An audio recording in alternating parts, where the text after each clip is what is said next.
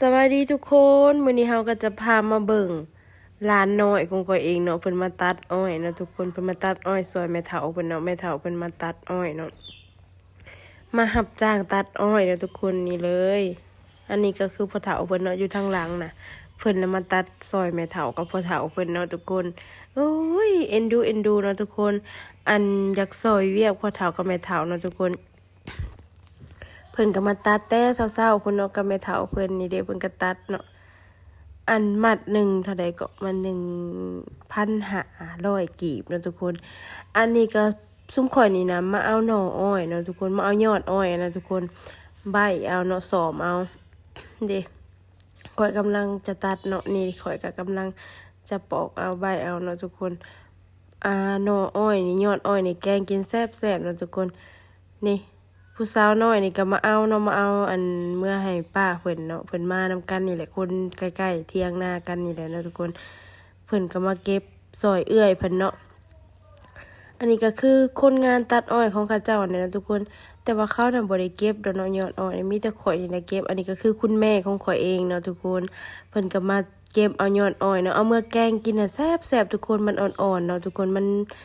จักสิว่าจังไดมันอยากคือหน่อไม้แต่ว่ามันสำหรับข่อยว่ามันจะแซ่บอ่อนกว่าหน่อไม้เนาะทุกคนแบบเฮาต้มแล้วเฮาไปแกงคือหน่อไม้เลยทุกคนนี่ข่อยกำลังตัดเอาเนาะเขาก็ตัดเอาแบบนี้เลยเนาะคืออันซุ่มคนงานเขาตัดแล้วเขาก็จะตัดปลายมันออกเนาะแล้วข่อยก็จะมาซ้อมเอายอดมันนะทุกคนม่วนๆเนาะทุกคนซ้อมยอดอ้อยนะผู้สวนเพิ่นก็บ้ากว้างๆเนาะอันยอดมันนี่ผู้ใดอยากเก็บเพิ่นก็ให้มาเก็บเลยทุกคนเพิ่นบ่ได้หวงบ่ได้หามหยังเนาะเด้เท่าน้อยๆนี่ ข้าวลี่เนาะเป็นร้านข่อยเองเพิ่นก็มาตัดอ้อยซอยแม่เฒ่าเพิ่นเนาะนี่อันนี้ก็คือนางเสิร์ชเนาะร้านข่อยเองหลังจากที่เก็บอ้อยแล้วเฮาก็จะเมื่อเลยเนาะทุกคนเพราะว่าพอเลยเนาะทุกคนเฮาก็เมื่อเลยอันนี้ก็คือคุณแม่เนาะพายกระตาอ้อยกระตายอดอ้อยเนี่ยทุกคนพากันย่างเมื่อเนาะแล้วก็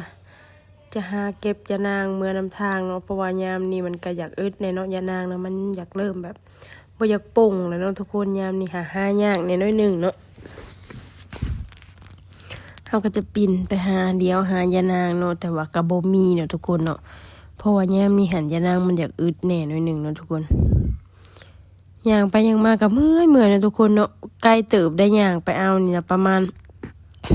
2 ลักค่อยคิดว่าประมาณ2 ลักเนาะทุกคน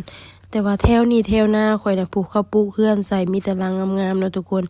เขาเริ่มปลูกเฮือนใส่แล้วแทบสิบ่แม่นนาเลยเนาะทุกคนแทบสิเป็นเฮือนเบิดแล้วแถวนี้ค่ะ